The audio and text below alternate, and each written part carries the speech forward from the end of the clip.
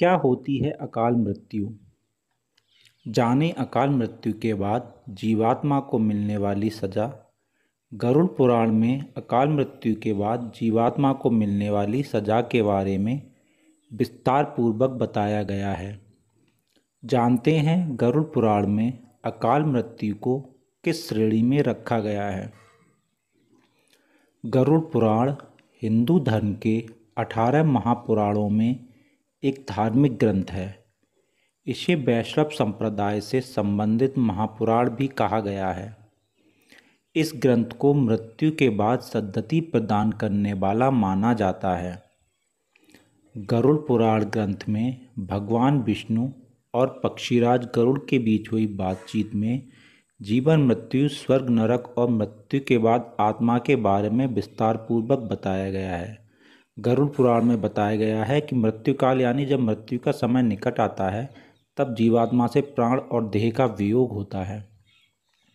इसमें बताया गया है कि हर एक मनुष्य के जन्म और मृत्यु का समय निश्चित होता है, जिसे पूरा करने के बाद वह मोक्ष को प्राप्त करता है। लेकिन प्रश्न यह है कि यदि किसी की अकाल मृत्यु हो जाती है तो ऐसे में उस जीवात्मा का क्या होता है। जानते हैं गरुड़ पुराण के अनुसार क्या है अकाल मृत्यु और इसकी सजा। मृत्यु और अकाल मृत्यु में अंतर। गरुड़ पुराण के अनुसार किसी व्यक्ति के जीवन के 7 चक्र निश्चित होते हैं।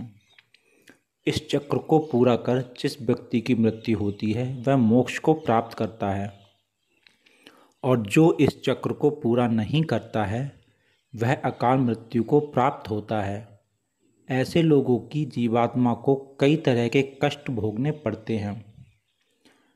क्या होती है अकाल मृत्यु?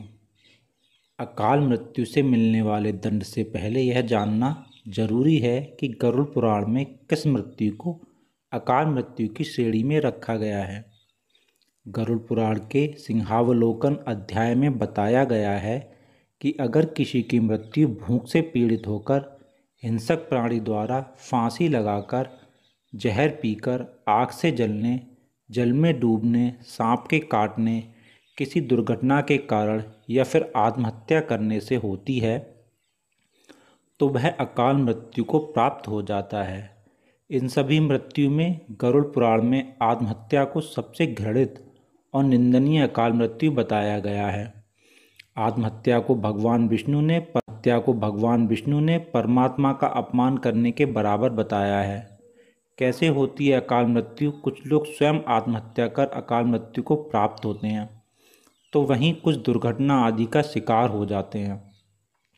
इसे लेकर प्राचीन वेद पुराणों में बताया गया है कि व्यक्ति 100 वर्ष तक जीवित रह सकता है। लेकिन जो लोग निंदित कर्म करते हैं वे शीघ्र ही विनष्ट हो जाते हैं। जीवन में किए कई महादोषों के कारण व्यक्ति की आयु क्षीण हो जाती है और वे अकाल मृत्यु को प्राप्त होते हैं। ऐसे लोगों की जीवात्मा निश्चित समय से पहले यमलोक जाती है। गरुड़ पुराण में क्या है अकाल मृत्यु की सजा? ऐसे लोग जिनकी मृत्यु प्राकृतिक रूप से होती है, उनकी आत्मा 3, 10, 13 या 40 दिनों के भीतर दूसरा शरीर धारण कर लेती है। लेकिन आत्महत्या का अपराध करने वालों की आत्मा तब तक भटकती रहती है जब तक उसका समय काल ईश्वर द्वारा निर्धारित नहीं किया जाता। ऐसी जीवात्मा को ना ही स्वर्ग मिलता है और ना ही नरक। उनकी आत्मा लोक परलोक के बीच भटकती रहती है।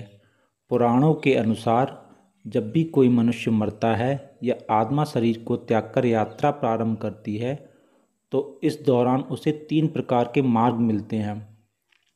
उस आत्मा को किस मार्ग पर चलाया जाएगा यह केवल उसके कर्मों पर निर्भर करता है।